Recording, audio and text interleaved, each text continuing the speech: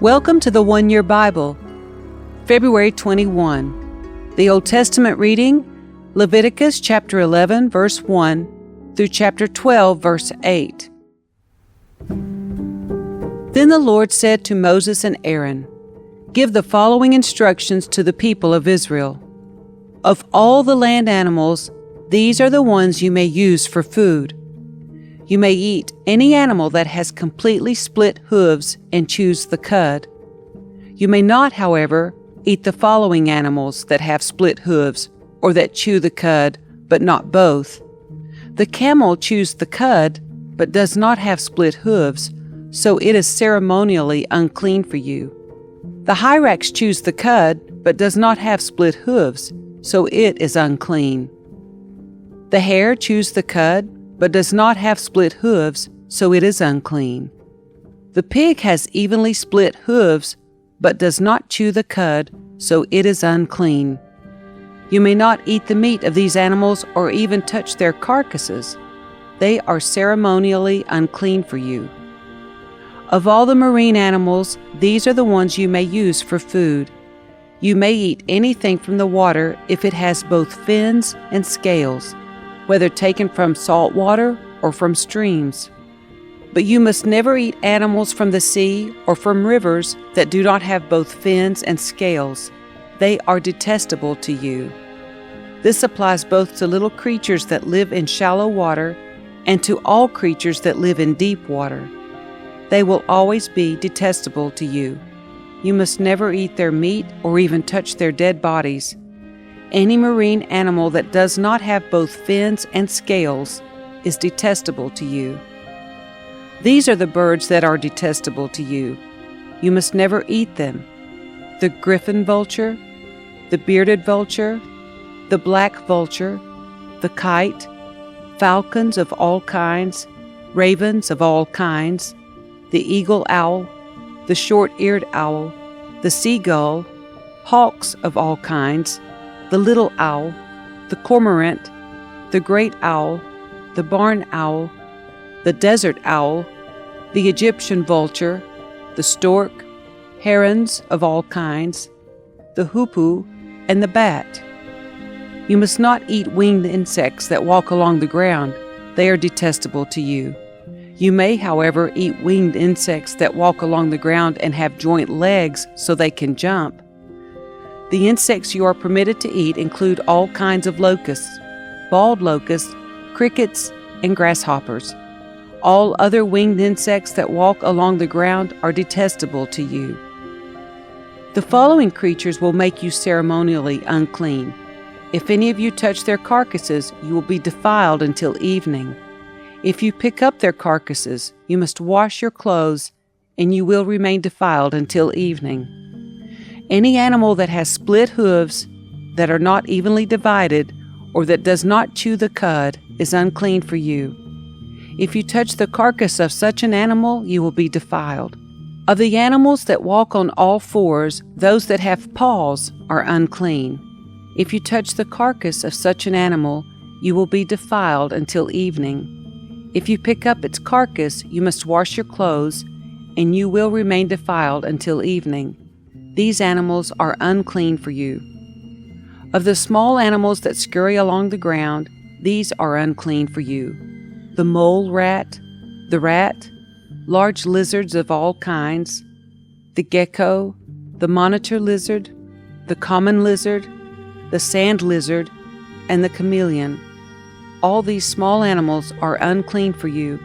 If any of you touch the dead body of such an animal, you will be defiled until evening. If such an animal dies and falls on something, that object will be unclean. This is true whether the object is made of wood, cloth, leather, or burlap. Whatever its use, you must dip it in water, and it will remain defiled until evening. After that, it will be ceremonially clean and may be used again. If such an animal falls into a clay pot, everything in the pot will be defiled, and the pot must be smashed.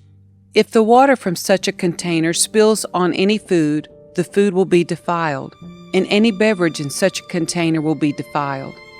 Any object on which the carcass of such an animal falls will be defiled. If it is an oven or hearth, it must be destroyed, for it is defiled, and you must treat it accordingly. However, if the carcass of such an animal falls into a spring or a cistern, the water will still be clean, but anyone who touches the carcass will be defiled.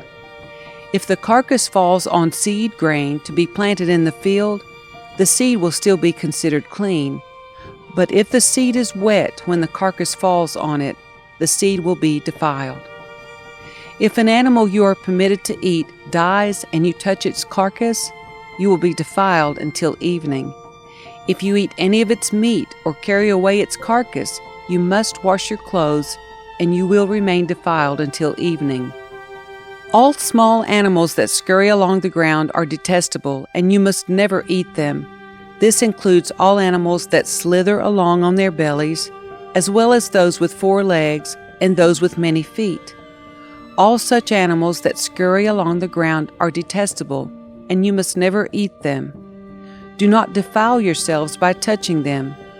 You must not make yourselves ceremonially unclean because of them, for I am the Lord your God. You must consecrate yourselves and be holy, because I am holy.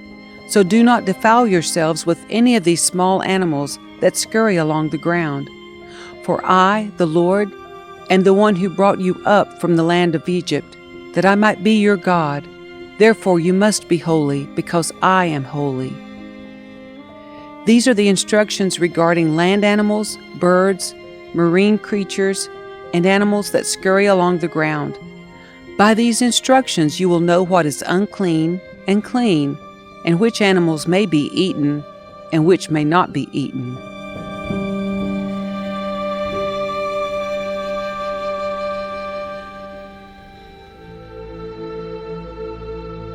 The Lord said to Moses, "Give the following instructions to the people of Israel.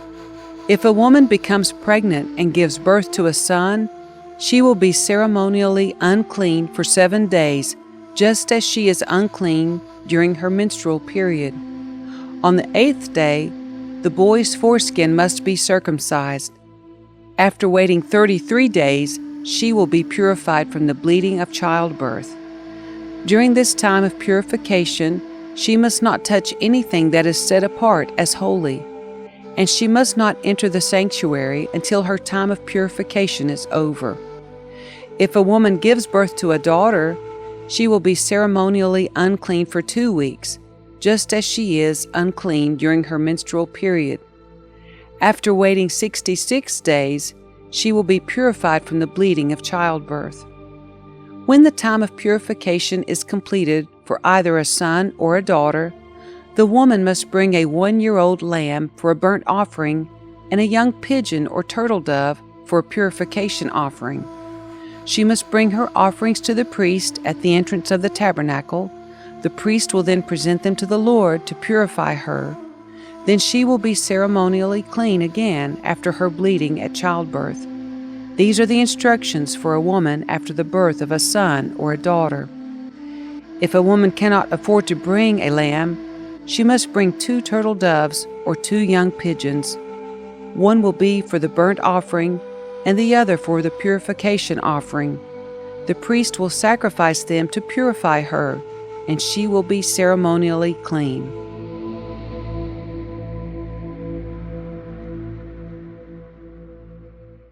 The New Testament reading, Mark chapter 5, verses 21 through 43. Jesus got into the boat again and went back to the other side of the lake, where a large crowd gathered around him on the shore.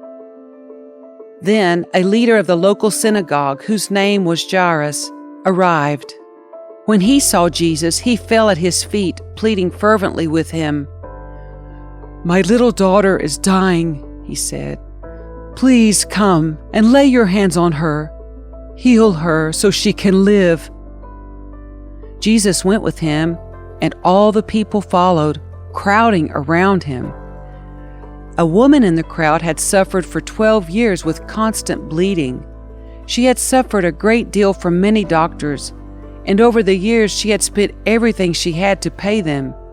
but she had gotten no better. In fact, she had gotten worse. She had heard about Jesus, so she came up behind him through the crowd and touched his robe, for she thought to herself, "If I can just touch his robe, I will be healed." Immediately the bleeding stopped, and she could feel in her body that she had been healed of her terrible condition. Jesus realized at once that healing power had gone out from him, so he turned around in the crowd and asked, "Who touched my robe?" His disciples said to him, "Look at this crowd pressing around you. How can you ask who touched me?" But he kept on looking around to see who had done it. Then the frightened woman, trembling at the realization of what had happened to her, came and fell to her knees in front of him and told him what she had done. And he said to her, "Daughter, your faith has made you well. Go in peace. Your suffering is over." While he was still speaking to her, messengers arrived from the home of Jairus, the leader of the synagogue. They told him, "Your daughter is dead. There's no use troubling the teacher now." But Jesus overheard them and said to Jairus, "Don't be afraid. Just have faith." Then Jesus stopped the crowd and wouldn't let anyone go in with him except Peter, James, and John, the brother of James. When they came to the home of the synagogue leader, Jesus saw much commotion and weeping and wailing. He went inside and asked, "Why all this commotion and weeping? The child isn't dead. She's only asleep." The crowd laughed at him, but he made them all leave, and he took the girl's father and mother and his 3 disciples into the room where the girl was lying. Holding her hand, he said to her, "Talitha koum," which means, "Little girl, get up." And the girl, who was 12 years old, immediately stood up and walked around. They were overwhelmed and totally amazed. Jesus gave them strict orders not to tell anyone what had happened, and then he told them to give her something to eat.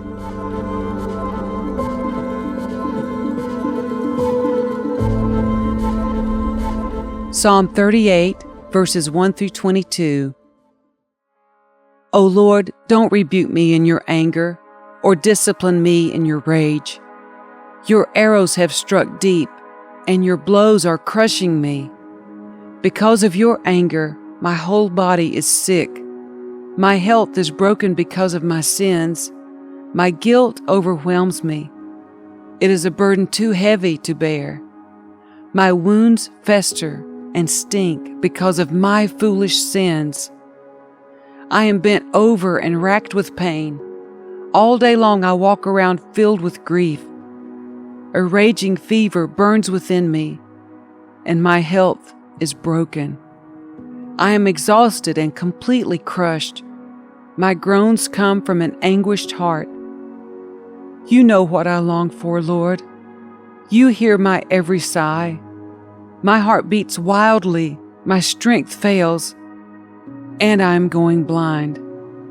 My loved ones and friends stay away, fearing my disease.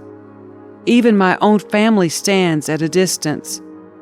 Meanwhile, my enemies lay traps to kill me. Those who wish me harm make plans to ruin me. All day long they plan their treachery. But I am deaf to all their threats. I am silent before them as one who cannot speak. I choose to hear nothing, and I make no reply. For I am waiting for you, O Lord. You must answer for me, O Lord my God. I prayed, don't let my enemies gloat over me or rejoice at my downfall. I am on the verge of collapse, facing constant pain. But I confess my sins. I am deeply sorry for what I have done. I have many aggressive enemies. They hate me without reason. They repay me evil for good and oppose me for pursuing good. Do not abandon me, O Lord. Do not stand at a distance, my God. Come quickly to help me, O Lord, my Savior.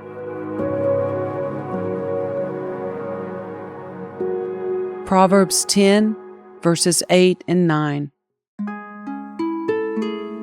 The wise are glad to be instructed, but babbling fools fall flat on their faces. People with integrity walk safely, but those who follow crooked paths will be exposed.